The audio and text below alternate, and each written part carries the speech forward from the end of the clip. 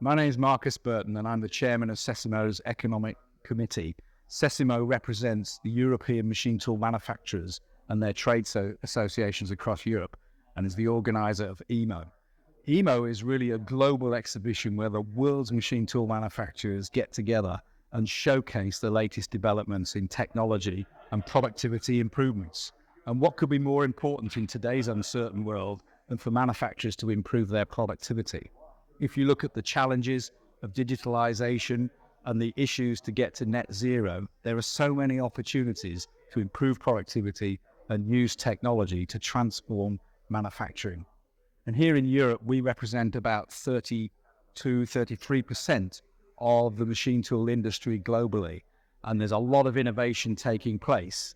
And then if we look at the international exhibitors that are coming in here, they're going to be showcasing all of their latest innovations. So EMO is the place for all manufacturers to come and transform their manufacturing for the future.